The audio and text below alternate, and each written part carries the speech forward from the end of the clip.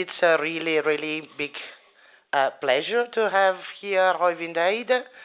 He's coming from the University of Cologne, where he is professor, but he had his research life in some different places in all Europe. He was at the University of Oslo and then University of Passau, and he had a PhD in London at the King's College, and now he is professor in Cologne. His research is almost related to conceptual modeling in the cultural heritage domain. Some other important stuff. He is the chair of the European Association of Digital Humanities, the IDH, but he is also involved in the activity of the 8th AIUCD, that is the International Organization of Digital Humanities, and in the activity of CDOC-CRM, that is the activity related to the conceptual modeling in cultural heritage. I read just a few words from your profile about this last activity in research, focused on transformative digital intermedia studies using critical stepwise formalization as a method for conceptual modeling of cultural heritage information. This is used as a tool for critical engagement with media differences, especially the relationship between text and maps as media of communication. So, again, it's a really a big pleasure to have you here, and I give you words. Thank you very much for the invitation.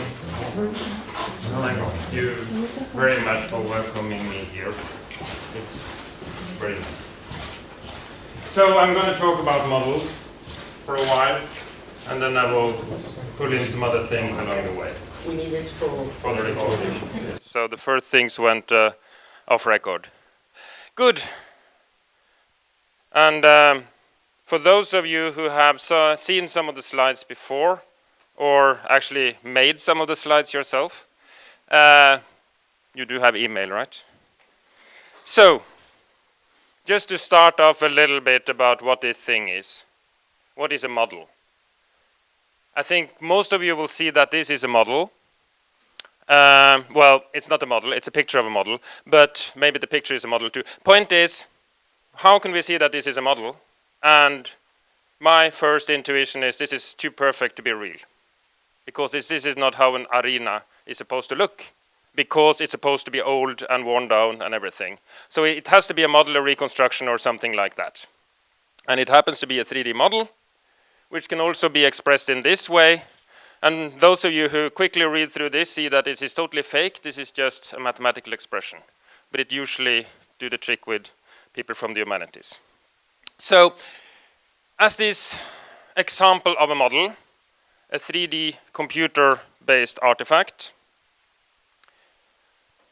it's based on a geometrical expression. The 3D visual artifact is the 3D visual artifact we do see on the screen in not just a visualization. It's a model. It's a model because we create it, we manipulate it, we learn from it. The geometrical expression is also a model, and there is a relationship between these two, and that relationship will be some of the core of the paper. So, what is modeling? For those of you who did not make this slide, creative process of thinking, reasoning. So it's a point of making meaning.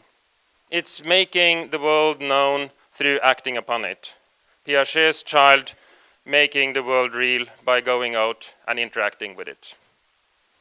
So it's a risky concept because it risks losing all meaning by becoming everything. But it is a core human way of understanding the world. At least it can be used to understand these core things. As a research strategy, it's about making and manipulating external representations. So we can call them imaginary concreta. It's about making sense of conceptual objects and phenomena. And this is, in a way, the place, this is nice, the place where I will focus. But just a few words. We are in a larger context. We tend to talk about technosciences. What about other sciences? Just to run through some examples. You will recognize several of these, if not all. The Bohr atom model, double helix we just saw. Predator-prey interaction model showing that huge swings in populations in predators, but especially in prey, is natural given certain conditions, which can be used to understand how fisheries operate and whether human interaction actually is damaging fish stocks or not, as one element in an argument. Actor-based models of economic transactions, traditionally criticized for being too simple, easy to calculate, but doesn't really say anything about reality because they're too easy. Of course, a lot of development over the last 50 years. Actor network models, social sciences, also finding its way into the humanities. Economic models. Why did I have economic models twice? Anyway, climate models, the opposite of traditional economic models, hugely complex, trying to predict the future. How can something like that work with any kind of secure, reasonably accurate predictions? Being skeptical against climate models is something scholars and scientists should be. It's different from the tagline, climate skeptic. That is something else. It's just used for a different position. The fact that the model predicting the future is not precise is not a problem. It's a feature of the models. It's not a bug, it's a feature. They have to be uncertain. So these things are fundamental to science. They have been seen as different things over the time. They are extremely important for society. Still, we're struggling with defining what they actually are and what role they really play. Not just static things, there are always tools for interactive inquiry, but that happens based on different levels of mutability or actual change of the models, as we will see. Their forms can be extremely different. Physical objects can be fictional objects. Philosophy of science, people read narratology to understand how fiction works in order to understand better the concept of fictionality in scientific modeling. It's interesting. Can be set theoretical stuff, this mathematical, quite formalized stuff, and it can be a number of different things. Talking about the history of modeling in the humanities is almost impossible, but also in what was natural philosophy, which is now natural sciences and is no longer part of the humanities. So I will just mention one or two examples. First, from life sciences. How many have seen this one before? It's pretty widely used. John Snow, 1854, cholera outbreak in London. List of deaths, totally meaningless. Put them on a map. One short, very narrow line for each death based on where people were living. Remember, this was a time where the previous hypothesis of bacteria was really forced back. Bacteria was seen as superstition, unscientific, and there was no reason to believe in these things. There was no evidence real evidence to support them, and you couldn't see them. So this is not based on necessarily an understanding of what was happening. It's just a correlation. So there was no deep understanding, as far as I understand this example, no deep understanding or causality. It was just a correlation. But sometimes correlation is enough because there was a well strategically placed connected to the highest numbers of deaths. They closed the well and the attack stopped. The outbreak stopped. So spatial autocorrelation, the fact that things close to each other tend to have connections, was used to solve a problem. And a more important problem in some sense than what I'm working on, at least. So, sciences, we have the traditional models in the humanities.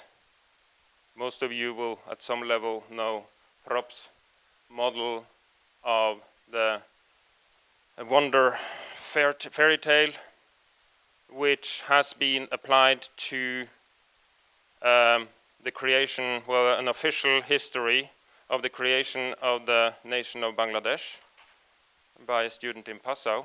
And it didn't work perfectly, but it worked interestingly well. And of course, this is one of the things we always do with models.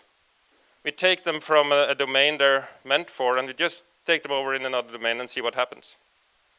Which, of course, is not an unproblematic activity, but can be interesting. For those of you into narratology, I showed Chapman because, well, it was the first book I read on narratology. So there are two interesting things here. One of them is the model itself, which we will not go through. Left as an exercise to the reader to understand what's going on here. Of course, it's interesting, this distinction between the real and an employed author, and the real and the employed audience, which of course is argued very well in the book. The interesting thing, this is the only figure in the book, and it's 280 pages or something. So this is one representation of the structure. The other one was 279 pages of text. And of course, it's not replacing the text, but it's meant to, in some way, make the text more accessible or give structure to the text. So this is not the model. The book is the model with the text.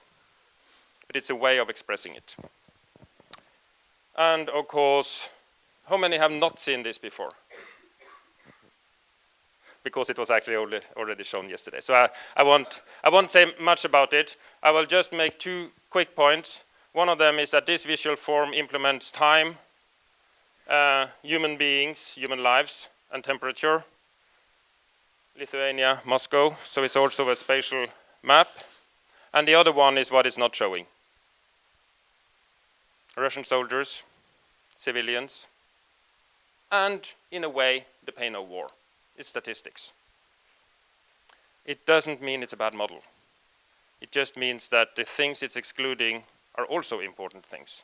But if you are going to understand the impact for the French military system of this war, it's a very useful visualization. Good.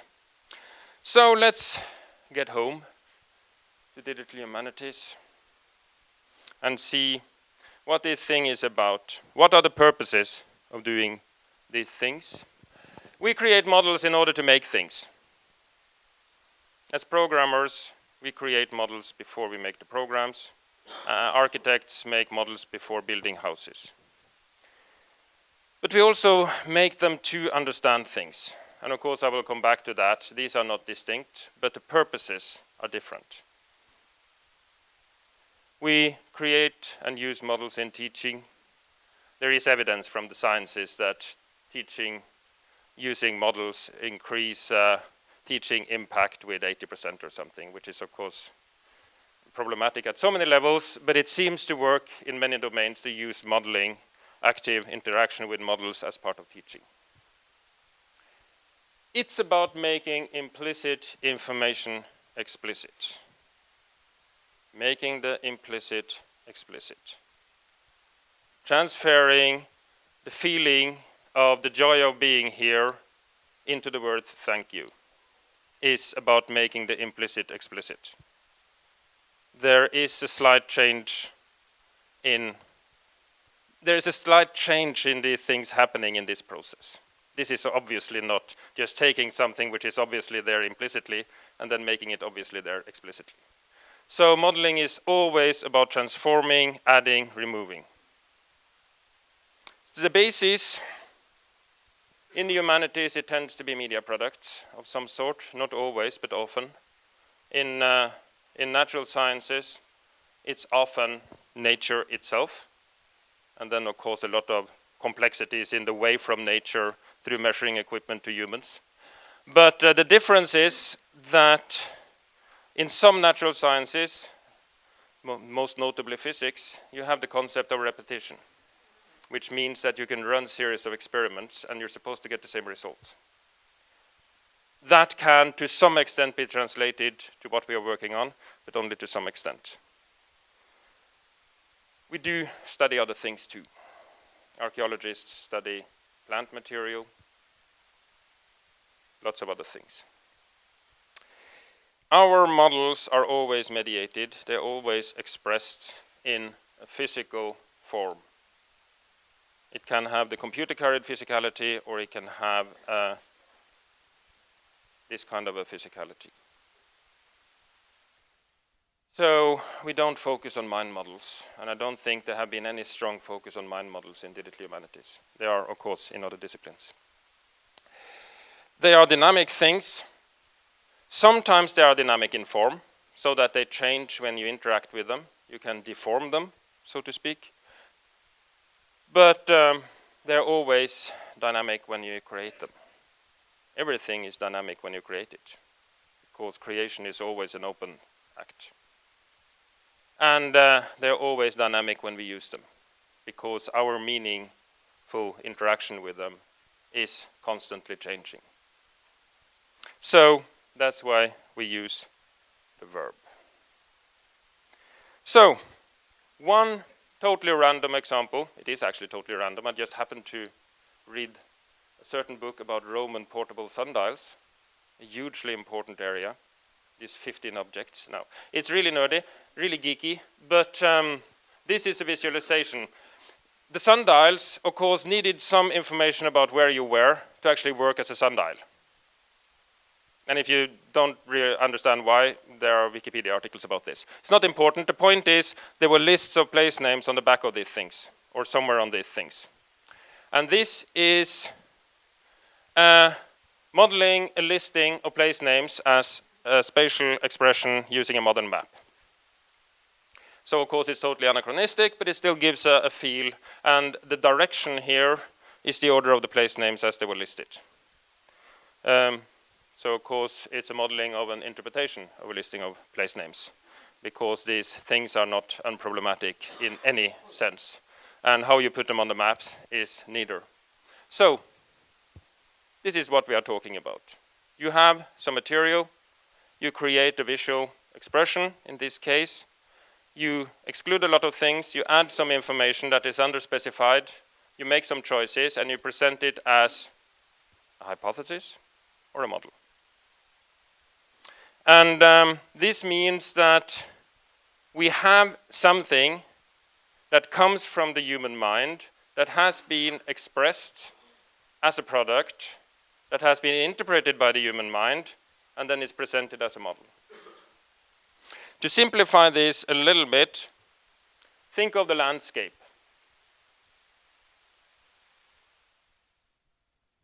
And think of our conceptualization of a landscape, understanding of a landscape. This is supposed to mean human brain. And then it can be expressed in different media. And this, of course, can be seen as a simple series of signal transfers. Let's say that we have a number of witnesses talking about this landscape, and then you have the ordinary process from manuscript to map. So you have witness statements as oral texts. They go through a scribe's understanding into a manuscript. That manuscript is later printed as a book. That book is encoded in some kind of coding system you like, for instance TEI. And then you can make sort of graph visualizations of these things, and you can make a map. So, straightforward process. I'll come back to that. Because what's that sound of childish grieving, grief but halfway to a song? Underfoot, there are thread balls weaving. Give me room now, get along. We are thought, you should have thought us. So this is from the 5th act of Peer Gynt, from those of you who know the play. It's when he's coming back from winning the world and he's realizing that he lost himself. And it's all the things he never did, because he was never really evil or really good. He was always in the middle. Which, yeah, lots of things to say about that. But the point is, where are the thoughts that should have been thought? It's all the things that the witness didn't say. It's all the things the witness said that the scribe didn't take down. Can you close the door? It's chilly here. It's the things that the scribe understood didn't write down. It's the things in the manuscript we don't convey to the printed edition. And on we go with all the things, all the thoughts we never thought. Or we might have thought them, but they didn't make it through the process. So of course, this is not a single signal transfer. This is a wild concert-like multitude of voices, and we're capturing a few of them on each step and taking them on to the next. So something is missing if we just see this as signal transfer. The model is always a model in a specific context. It's always a model for somebody, and it's always based on interpretation. So we basically have under specification. As you can see it in media transformation, we also have in modeling. You have a large, probably infinite number of models that were never created, that could have been created. Whether it's just very large or infinite, I have no clue, really. And I don't care. So the point is, somebody was here. The witness, the scribe, two functions, the publisher, and me. So this is not a problem. This is what we always do. This is Elena Pierazzo's point. You're a scholarly editor. You're a scholar. You're making choices. Of course you are. And that's, in a way, the boring things about this. Once we work through them, we come back to something which is just banal, in a way. It's like when you hike up this fantastically challenging cliff and you realize there's a road up on the back and a restaurant. Sometimes it still might make sense to wade around in the forest because we find things along the way. There is a complex relationship between models and their targets, what we model. Especially in the philosophy of science, it has been a focus on this kind of isomorphic view, direct representation, unproblematic, not really discussed. But the last 15 years, at least 20, pragmatic view on modeling is coming in along a number of different channels. Somebody creates a model of something with some purpose. So you can have any number of additions to this model-target relationship. You can just add the person or the group responsible. You can add purpose separately. You can do it in a number of different ways. And of course, the view of models as something mediating between the theory and the physical world, this kind of agents operating there, is useful. Whether it's really giving us everything we need to know, I'm not sure, but this is things we are currently looking into.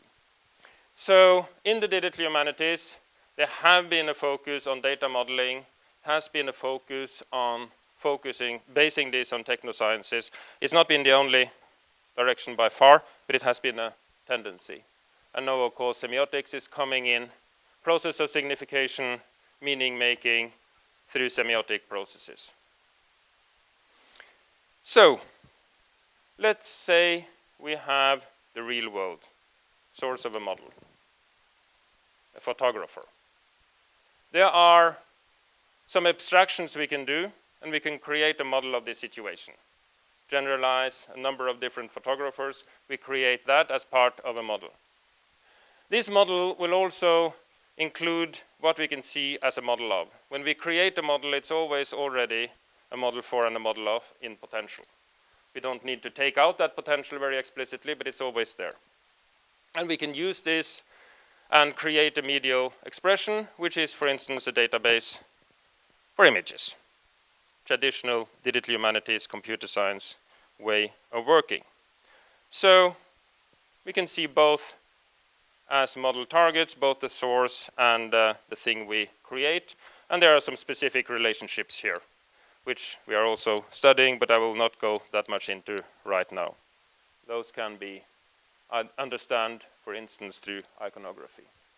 And of course, there is a concreteness in reality and in implementation and so on, and there tend to be a level of abstractness in the models we create. So that's fine.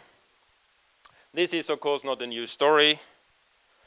Some of you will already know what I'm going to show if I say ANSI, American Standard Organization, 1975.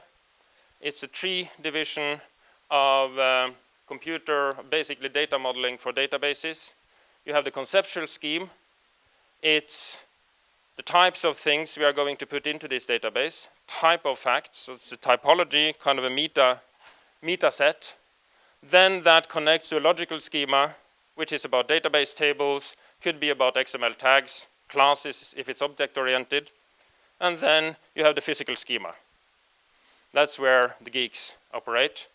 Though that is to a large extent pushed out of human control now. This is mostly done by the database engines. But only 15, 20 years ago, you had to look into partitions. You have to look into how the disk heads were physically moving and these kinds of things in order to make a high-performance database. So the idea, of course, like in object-oriented programming, object-oriented modeling, and many other cases, was to have independence between the layers, so you could replace one of them. And these, in a way, represented three different perspectives of data model. They all was part of the model or the modeling process. Whether you see them as three aspects of the same model or three different models connected, I haven't made up my mind yet. What is clear that we also have this concrete, abstract understanding experienced by the people who actually do this. So as part of the practice, this understanding is important. So if we take another example, a graph. Those of you into graph theory will easily see that this is the same graph. And this is the same graph as well. It's just expressed in three different ways. And there is another thing here. That's the abstract graph. There is something in graph theory which is beyond all representations. And that's the abstract graph, and it's immaterial, so we cannot see it. Therefore, we have to use, it's like when you teach formal semantics. How do you put the real person or the real thing on the blackboard? It's really tricky. So you have to explain it with words all the time. And of course, I see the diagrams as more concrete than the matrix. That's probably just my personal intuition. Abstract concrete is not used in a very formal sense here. It's used as kind of a trigger of these understandings we have when we are operating with these things as a practitioner. Because this is actually a pretty practical paper. I'm just hiding it well. Because this kind of concreteness, I mean, we are never making these kind of geometrical forms when we're teaching mathematics. We're making physical implementations which are more or less similar to them. And if they're similar enough, they just look like bad drawings. Because is this a point in a GIS or mathematical sense? No, it's not a point, because you can see it, because a point you cannot see. This is a polygon. It's a very small polygon, but it's commonly used to represent points, because we want to see them. And of course, it's the same with a line. This we also see in conceptual modeling in the example of Ferber, the library model. Why do we need the work concept? Well, a library have items. These are connected to the same print run. They are connected to specific translations of work, and there are films and everything. How do we connect the Japanese comic version with the English dramatic text version and the play staged last night here to Hamlet? We need something connecting them. And it's impossible, as far as I have seen, to find anything which is material that can connect these things. It has to be an immaterial conceptual object in order to make that connection. That's the background for the work in Ferber. It's not theoretical. It's based on practical library practice. Then it can be connected to literary studies, philology, and so on, and the work text concepts there. And that's interesting in itself, but that's not the background. I was in a workshop, and probably some of you have been to, a whole workshop just discussing between philologists and literary scholars the relationship between work and text.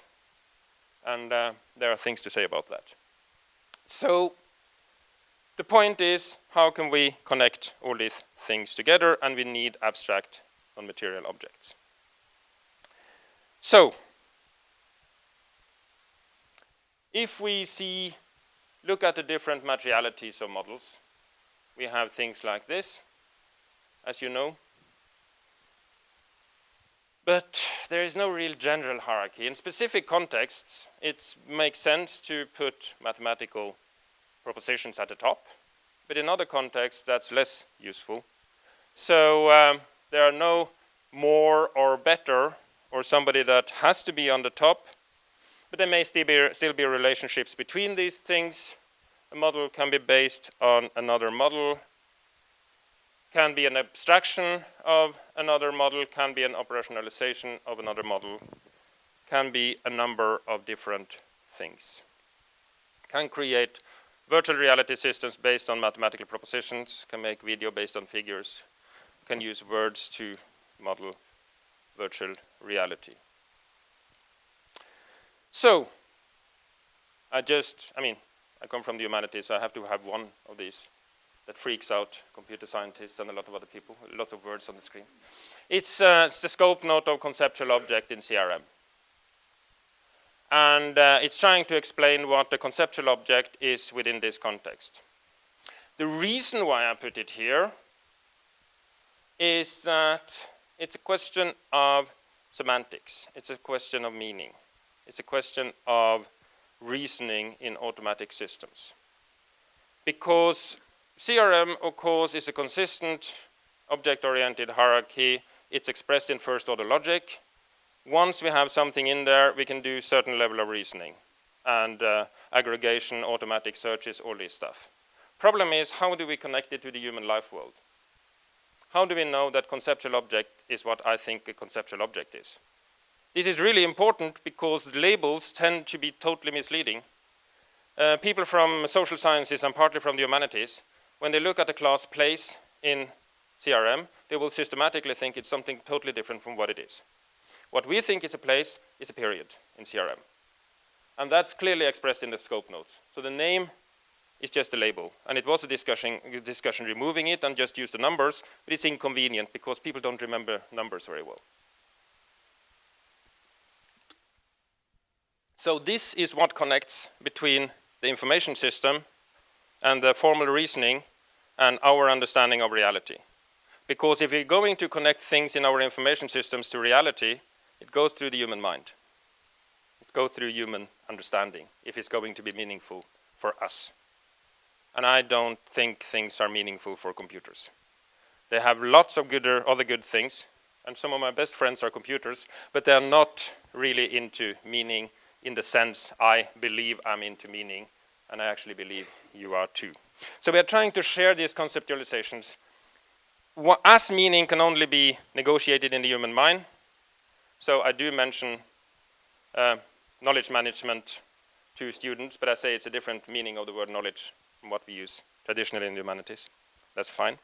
Then we must link to conceptual objects to some shared objects.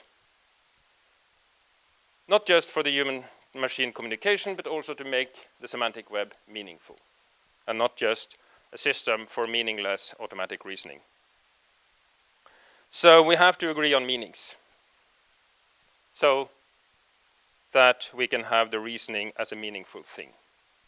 So, if we go back to this thing, slightly differently expressed now, the model of, the model for, you create an object based on a real-life object. We are generating knowledge.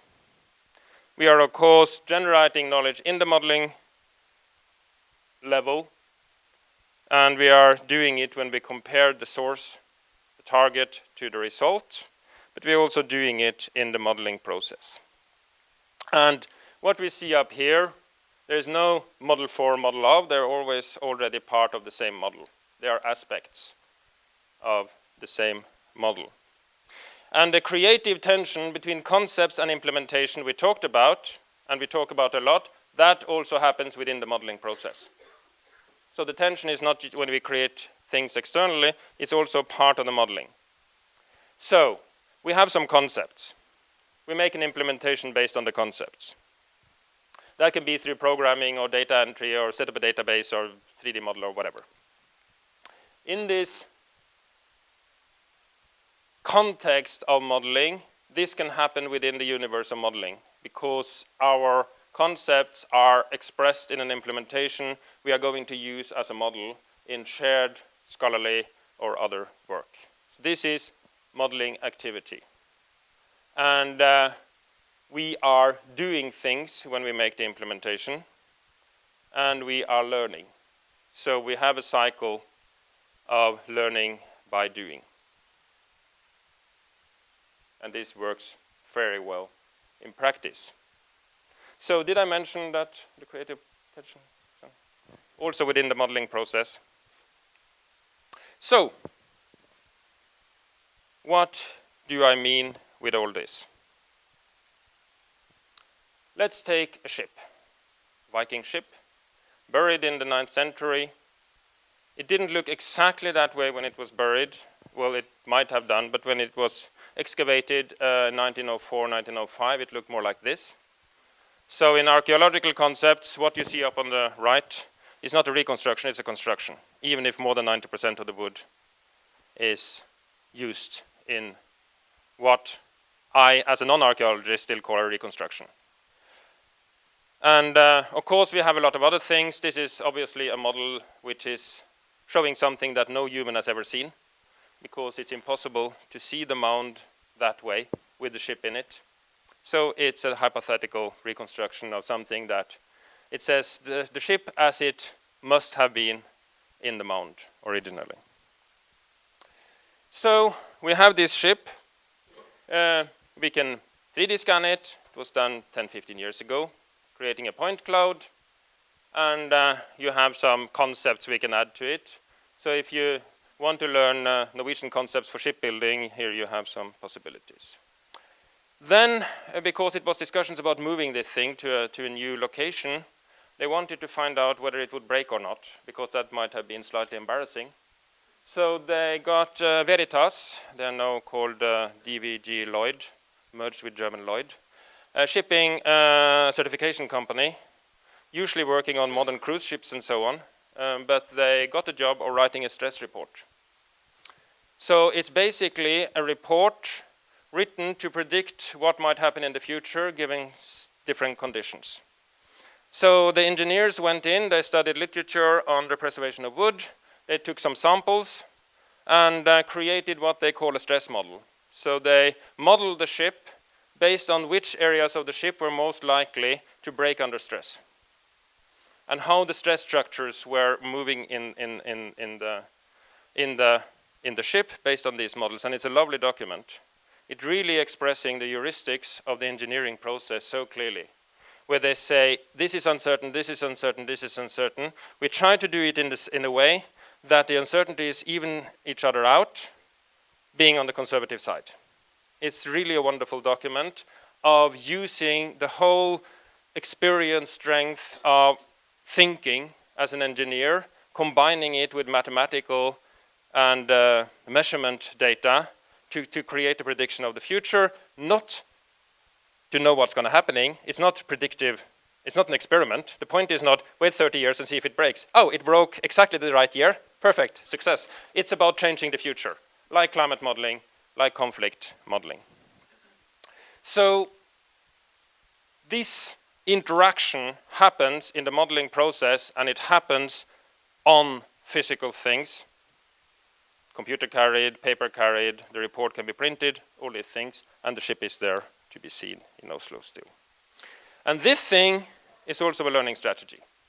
Of course, these 4 engineers learned a lot, and we learned a lot from reading the report, but this is how we teach modeling. So this is a visual representation of Der gute Mensch from Sichuan, Brecht, created by a bunch of bachelor students.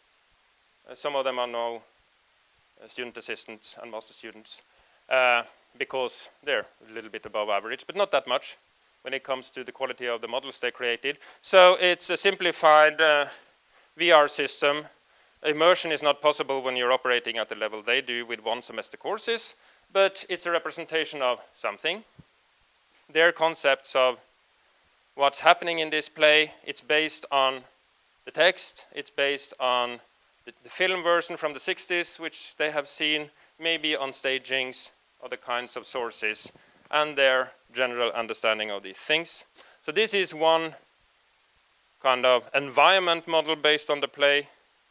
This one is because many of the groups added some level of gamification into this game structure. So this is a narratological structure of how you move through this system. And it's also a model, and both of these, we see them as models, but of course they're also adaptations.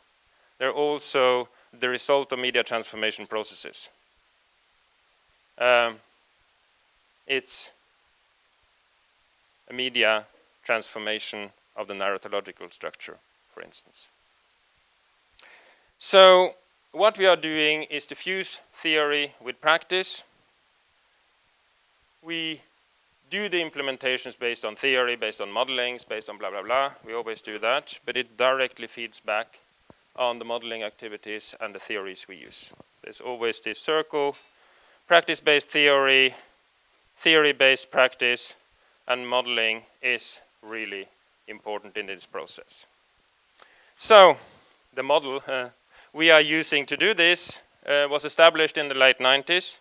It's expanded a little bit after that, but it's basically the same model. Currently we have some 400 bachelor, 50 master students in 2 bachelor and 2 master study programs. We train humanities candidates. They are humanities candidates. They only have education from the humanities unless they go somewhere else to have something else. But they're also developers. They also do programming. Their basis is Java or C++.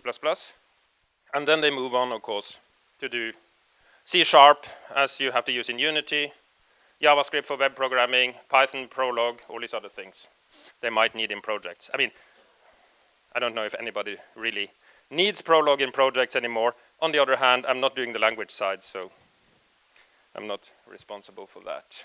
So one of the consequences is that because those working on these VR systems is in a module that is only part of media computer science, so they're also media students. They know media theory. We also push a little bit more on them. But they make VR systems in the context of media theory. This is something they know. They should be able to make these connections themselves, but we push them a little bit just to force them to think through things. And this is partly using a tool. It's partly about development, because you're always developing within tools, but it's about knowing how tools are developed also when you use them. So in our model is not about the programmer plus the humanities. Our model is about something else than these 2 distinct parties, persons meeting. For us, it's about the merging of 2 sets of competencies and practices in the same person. And I like this model, and I'm so happy to be in Cologne, because this happens to be the way I've always been working myself. And it's a model, it's a way of doing things, and sometimes we fall in love with our own ways of doing things. And sometimes we might even be allowed to do so. So, it's research-based teaching, which is about learning from researchers, connecting the teaching to research projects, to research activities, blah, blah, blah, and at a higher level, it's of course doing more and more research as part of your education. But it's also practice-based teaching. And as all practice-based teaching, we are not teaching anybody anything. We're giving them an environment in which they can learn. And that's a fundamental distinction. And when you look at the long tradition of practice-based teaching, which is at least as long as academic teaching, well, of course it's longer, learning by doing, you observe how somebody does something and you repeat it with your own body and you embody it.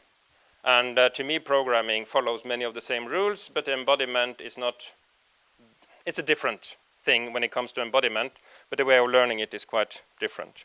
And of course, theory has a role here, but because we are doing things in digital humanities, it's a question which theory. Should be which, shouldn't it? Because the theory of the humanities don't exist. Literary studies and history relate to theory in slightly different ways, to put it mildly, not to talk about archaeology or media studies. So we do connect it to theory, but we also connect it to the theory that they happen to have wherever they study. And for media studies, it's easier because they have some sort of common core. So, I'm not sure if I'm ready for conclusions, but let's call it something like that. So, we create models in order to make the abstract concrete. I think I agree on that. And we do manipulate this concretization of something abstract or conceptual, and we do it both when we create it and when we later use it, or destroy it, as children often do with Lego castles and so on. And it's really beneficial where the meaning and the tools are understood by the same person, because communication happens usually faster within the system than between systems. It works differently in the computer scientist-humanist collaboration, but it still works. And I'm not saying it's not necessary in many cases. And I think one of the distinctions I want to make is between experimental, not necessarily experiments, but experiment-like work where you're creating things in order to find something out, and infrastructure development. And if I'm going to run an infrastructure project, which I have been involved in a few times, I want real programmers. I want people with a long experience as traditional computer science programmers in mixed groups. So it all depends on what we're talking about. If 10, 15, 20 people are working together on a project, or 200 people, then of course we need these very specific competencies and division of labor. If you're just trying to find out how this 3D model can be recreated using web development, and understand better theater based on these processes, then it works better sometimes within one person. Some people need to understand both sides. Sometimes it's just to be interpreters. The understanding you need to do practical tasks, such as programming, is about mastering practical work. It ended up partly being trained in universities, but that's historical. It's not an academic discipline to be a programmer. I'm not saying computer science is not an academic discipline. That's a totally different question. But the act of programming is a practical skill. It's like cutting down trees, or whatever some of us have been doing. So digital plus humanities will always be practice and theory. It will always be the connection between operationalization and abstraction. Some sort of circles, other structures. And to me, digital humanities is not the same as computer science plus humanities.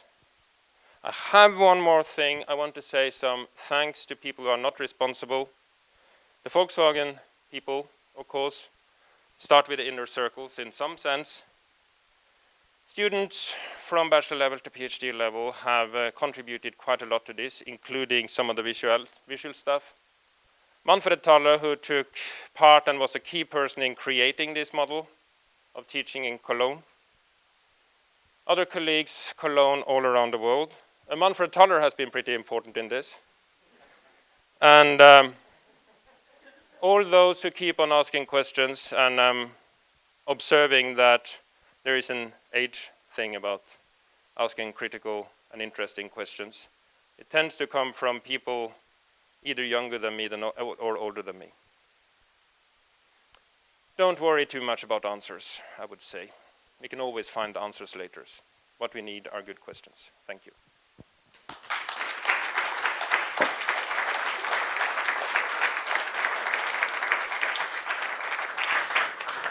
Questions?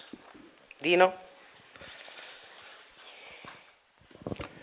Thank you so much, Øyvind.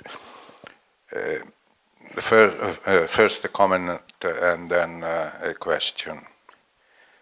The comment, and this is part of my thanking you, your address is a wonderful example supporting what I was saying about the need of including epistemology and semiotics into the formation of a digital humanist. There was very much about this. And the question is about formalization. All the modeling activity is formalization. And my assumption, it may be odd, strange, or weird, but I take the text, which is a concrete object, but it's also a model of what it's talking about.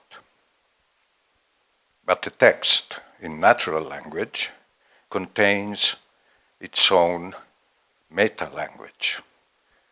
You mentioned, by passing by, talking about models. Well, there are models which are set theoretical constructions. You talked about, you mentioned first-order logic. Fair enough. But in order to formalize, that's my challenge, a model for interpretation of text, and model is interpretation, as you said, you have to take into account this feature of natural language, which contains its own meta-language. So there is a need of second-order logic, which allows you to do that in a formal way. And the question is, what do you think about,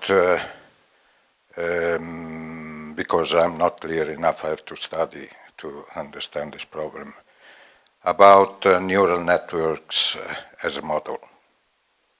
Is it reducible to first-order logic, or is it something which opens the possibility of going?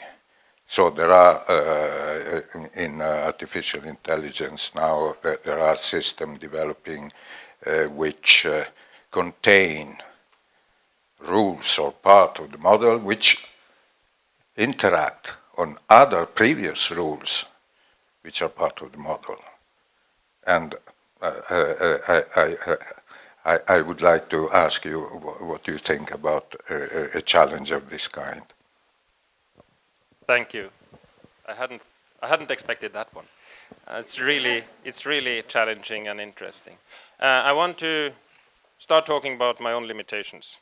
I don't understand the productivity of language. I don't understand how in a big language poetry is still possible. I don't understand the level of possible combinations of language as an intuitive understanding. I can read the maths, but I don't really internalize it. I find it puzzling that language can still be used in a creative way after all these years. And I have studied many years ago the basics of neural networks. I know more or less how they operate, but I don't understand it in that sense. And the problem with neural networks compared to other kinds of programming, which I might have been able to solve if I really engaged with it, because I haven't really done neural network programming, is that when you write a program, you understand your programming language by using it, by getting feedback, by interaction. But the problem is that what is happening in a neural network, which is actually the core of the functions, is something you in a way don't program. You program some basics, and then the network will start playing itself. And I think neural networks is tremendously, and to me surprisingly efficient, in reproducing intelligent behavior in a slightly different way from humans. We had students last semester doing image analysis of Namibian rock art using deep learning. And I would have said 10 years ago that that level of results would not have been possible in the foreseeable future. But I'm also always been a bit skeptic to artificial intelligence, so I had to eat some words. It's really tremendous what these things can do. But what does that give us? That gives us a replication of human behavior with a bit of a twist. It's a bit different. You have seen the dream pictures from deep learning systems. You have, some of you maybe seen the reports from chess and Go players at a very high level saying that they played against a very worthy opponent, but that opponent was something fundamentally different. They didn't understand the creature. It was alien in the true sense. Not just in the sense of Solaris, but truly alien because it's non-human. And Solaris is still written by a human, even if a very specific kind of human, a very interesting human. So I think what we gain by using deep learning is to be able to run processes. And we see the start point and the end point of the processes, and they are useful. My question is, what do we learn from that, apart from being able to do things? Because there are attempts to try to understand what is actually happening in a deep learning system. The problem is, going down and looking at the particulars might not be all we need to understand these things. So if I really push it up to 11, I would say that we are replicating the human brain in a fundamentally different way by all means. It's a simplification, it's still really different. It has no hormone system. It lacks a lot of things humans have. But what it shares with humans is that we haven't really understood what's happening. We just solve the problem without understanding how we solve it. So in a way, what we have is the same situation as when my archaeological colleagues look at a rock art figure and say, this is a man,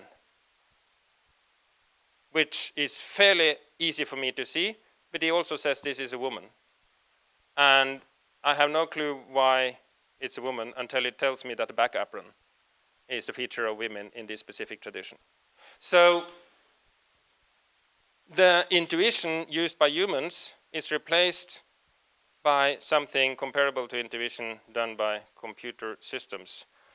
And that means we have solved a practical problem, but we haven't really solved the problem of understanding. And there are different replies to this, of course. One of them is, I don't understand deep learning enough, and people who actually understand it will see it differently, which is possible, or at least they will in the future. Or maybe these things are unsolvable. Or we can find other ways to understand them. But my point is, deep learning is doing tremendous things that is surprising sometimes. But my question back is, yes, and so, what does that give us? What does that add to our understanding? I just briefly, I want to join you in thanking, all the thanks you gave to Manfred Thaler. I met him 30 years ago at a seminar in Utrecht. Dino was there, and his vision certainly powerfully impressed me at the time when I was a young postdoc. But I wanted to ask you, on the list of models that you had, why you didn't include a story, because a story is a type of model, and it's one that we humanists are very familiar with. So when we, in, for instance, history classes, ask students to write an essay about the causes of the French or Russian Revolution, that's a type of modeling they don't have to think about, because the methods of doing that sort of modeling as a story are implicit, and they have absorbed that, so they're very comfortable producing that type of model. The other type of model, which I ask my students to produce, is a game. When I ask my students to design a game about democratic revolutions, then that's hard for them because they haven't thought about the different types of analysis and the way in which you create a board game with options and models. But I think those are two, and I guess I'm making a connection here between story as model and game as modeling, and I kind of like making connections, and I'm just curious to know, why you didn't include those two in that list of models? So I didn't include the games of the list of models because the list was connected to natural sciences, and they are there too. So I could have, it was included in the theater virtual reality example, not a game, but game aspects. Stories as models, I probably didn't include, partly because I didn't think about it among all the possible examples, and partly because it opens up a few questions that really need some time to be tackled. Because we are on the risk of creating everything as models.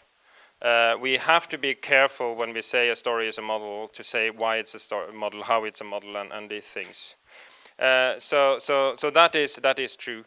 I think also that some of the games we tend to interact with, especially for those of you who are historians, for instance, tend to have fairly strong narrative elements. And some games are more or less narrations. But from the attempt to understand the narratology of Tetris, which was done in the late 90s, because it was a view that all games are narratives, the idea of game as simulation came up. Early 2000s, mid 2000s, it became more or less dominating in game studies. And now, in a way, you have both aspects there, and it becomes more of a toolbox thing, maybe. But I think the interesting things is to see games as simulations, is that then we're really into modeling for sure. Because there are many ways of describing the relationship between modeling and simulation, and very wise people have tried that, and at least in early attempts failed tremendously in doing it. It's really hard, but to say it very simply, model plus time equals simulation. So you can see simulation as a model you run through time, for instance. So I think one of the interesting things about theater, because theater is a performative but narrative-based literary form. It needs a performance, it is based on a text, and then there's a lot of complexities. A computer game is something else. One of the defining criteria traditionally for theater is the human body. It's not really there in radio theater, so it's a question. Point is, when you go into a 3D virtual reality world, it can be as an observer, then it's a 3D movie. Or it can be as an actor, then it's a computer game. Is there a room for theater between those two? That's one of the questions we ask. And understanding how the narrative is used to model things and how the narrative is recreated in this modeling, how it's expressed as a visual thing or in all sorts of different ways is important. So the answer is, yes, I could have included a narrative. I'm not sure I should. Hi, me too. Thank you very much for your lecture. At the end, you have said that beneficial, there is when the meaning and the tools are understood by the same person, and I think that most part of people here agree with you, me too. But I think that this is impossible in a full way, so it's possible only to a certain level. So the question is, we need the model of a digital humanist, an abstract and limited model that tell us to what extent, up to which extent this meaning, this understanding of the tool is acceptable or possible. And why? We need a deep learning based DH bot or something. A deep learning DH bot. Of course, we cannot. And in a way, one example I used a few times when you're doing anthropological studies on pastoralism. I worked with people who had a background in reindeer herding from they were children. That gives one perspective, but you don't need it to be an anthropologist working on that kind of a production system. It gives you something in addition. If you're in literary studies and you happen to be very interested in art or actually done art history, or you're an active performing artist in some way, that will give you additional understanding of the history of literature, but it's not necessary. So of course, being a programmer gives you additional competencies and knowledges, but of course you can do things without, because we cannot expect everybody to know everything. So it's more raising the possibility of that kind of a role. And I also want to say something about practice-based work. When my father was a few months before he died, he had a journalist visiting, and he was showing how you take bark off a tree.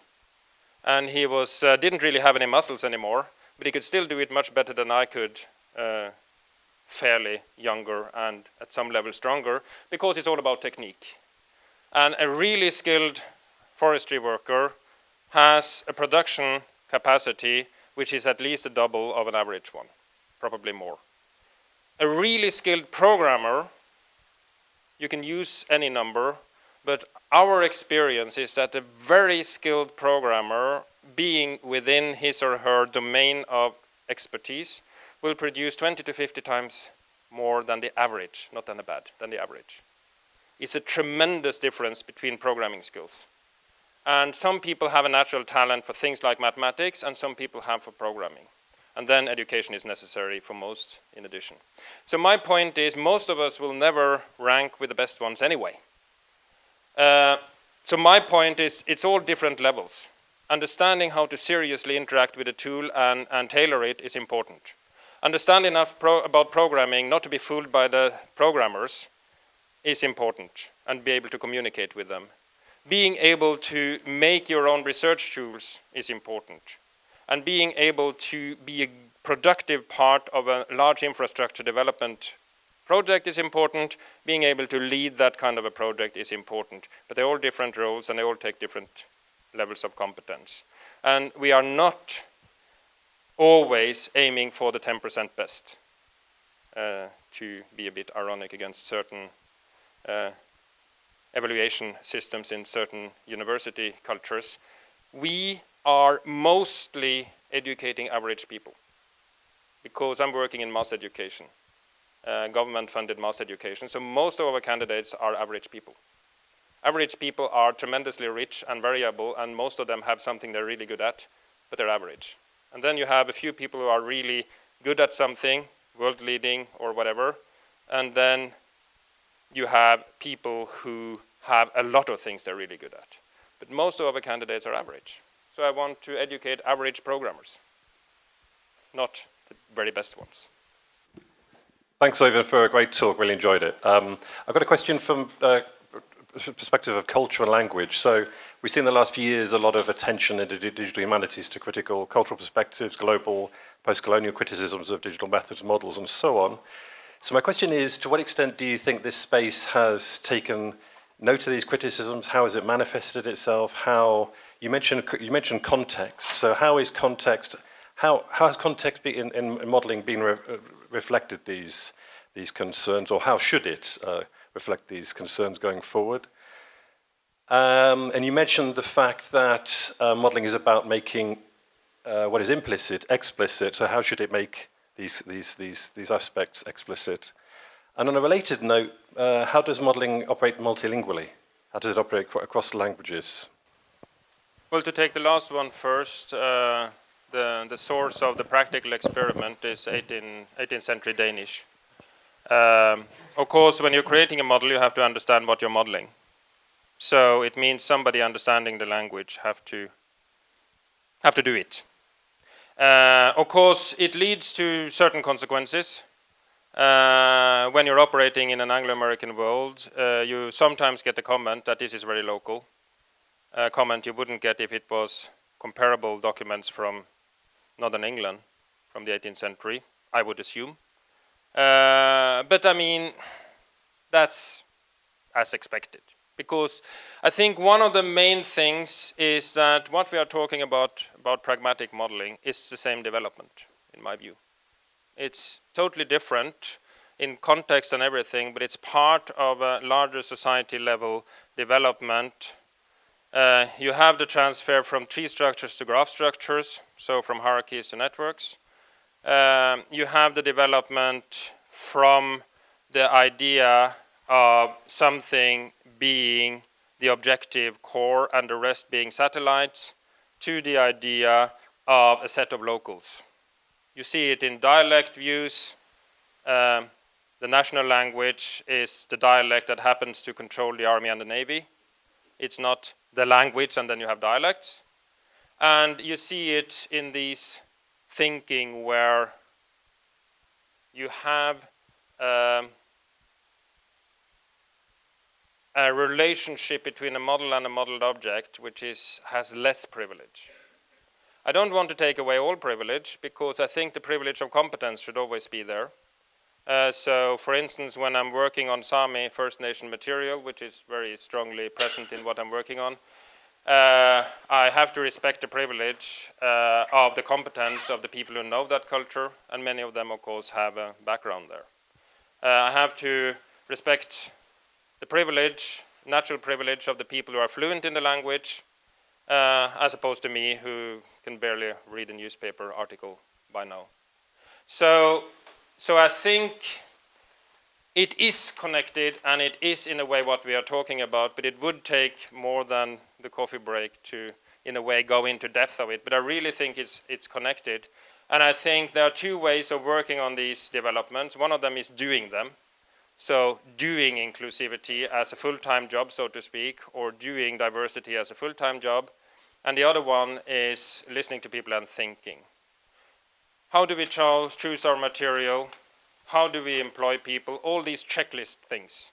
Do we always have to use English literature? I mean, for me it's obvious because I don't know English literature. My literary studies more or less included nothing from the English-American tradition, so I don't have a clue. That makes things easier. But for people, especially in previously colonized countries, where the canon is often based on the previous colonizers' literature, why shouldn't a Nigerian scholar work on Shakespeare when that's the author that person knows best and loves most? And that's part of the education system, and I'm not going to change that because that's the Nigerians' thing to decide how they create their educational system. But I think a consciousness about this, without forcing people by saying just because you're Sami, you're not allowed to work on English literature. Of course, people should have the freedom to work on whatever they want, but still at least be challenged with the question, why are you really doing this? And if you have a class of 25 Sami students and 20 of them choose Norwegian literature, then at least you can ask, why all of you choosing literature which comes from another culture which happens to be the dominating culture in the country you live? Is there a structure here?